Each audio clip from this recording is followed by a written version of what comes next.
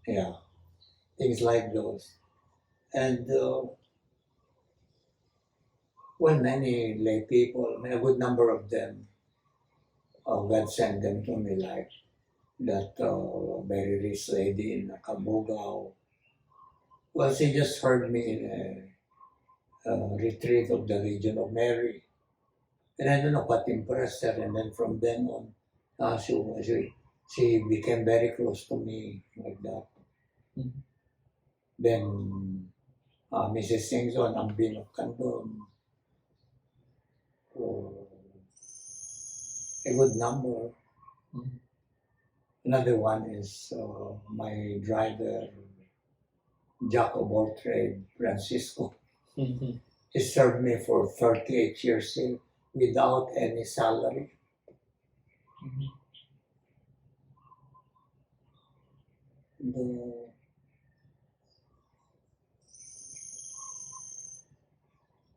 or maybe one was my spiritual director in UST Central Seminary, the biblical scholar, Father Narciso Dominguez. Hmm. His letter to me on my ordination day, I'm still keeping it in my missal. He wrote me a very beautiful, touching letter in Spanish. Se me apresuro a besar sus manos consagradas para tratar dignamente los sagrados misterios. Very beautiful. Imagine, no? Me apresuro a besar sus manos consagradas. And he's a very holy man. And I learned so many things from him in class. And these were his of the cuff commentary of sacred scripture, like Inter Sanctos Quidem, Discordia non est cordium sed mensium.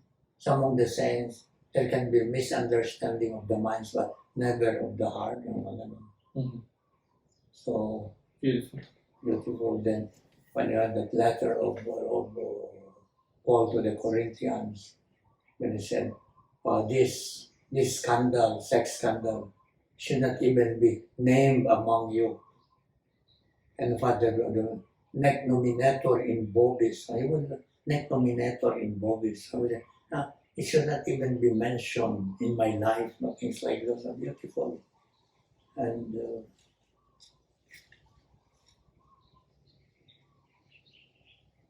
one who also had an influence on my character was the rector of the Central Seminary, Father Jose Ortega. He's a Spaniard through and through, but he combined the stricture of the Spaniard and the liberality of the American. Because he went to America, he was a chaplain of the army, and he was our rector. And so his line of discipline is self-discipline. And even if he would catch you doing monkey business right before his nose, he would not call your attention, but he expects you to go to his room and explain. So self-discipline. Do you do things because you're convinced that this is the right thing? That's powerful. And then, well, my professors in theology, they always told us that we cannot give you everything in Spanish and in Latin. We cannot give you everything in the classroom. But what we are trying to do is we train your mind to be able to think and to come to rightful conclusions so that when you will be in the ministry, you will not be groping for what. So actually during our time, there was no apostolate. We did not go out. Like now they have to go out, immersion and whatever. No, we train your minds. Because once your minds are trained, then you will have more than enough to do when you will be in the parochial ministry. You know what I mean? So those are some of the people who influenced my life.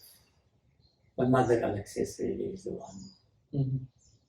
And I know she's praying for me in heaven. Well, we know that, huh?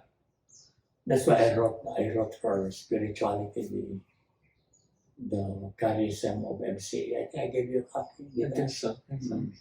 I wrote her spirituality. Mhm. Sister Teresina Santiago wrote about her kind of biographical sketch. Sister Mary Angela Barrios, PhD, she died already. She wrote Big Nets, the vivencias of people who crossed the life of Mother. And she said, I'm going to write about her doctrine within the perspective of spiritual theology. Now her sisters are asking me to write about those more practical experiences. So sometimes we would sit down at her office and then we would laugh and laugh and laugh and laugh over things. So those are the people. And of course, when I was fighting the Christologos, the many young people, the adventure for Christ, they really taught me a lot. Mhm. Like their attitude was do or die. Mhm. I mean, it's the people, the right people that were being given to you at the moment that you needed. That you Yeah. needed those people in your life as a priest also to kind of direct you where you're supposed to be going. That's what Saint Bernardine of Siena said. If God assigns you a task, He also gives you the graces needed to fulfill that task. Mhm. So I always relied on that.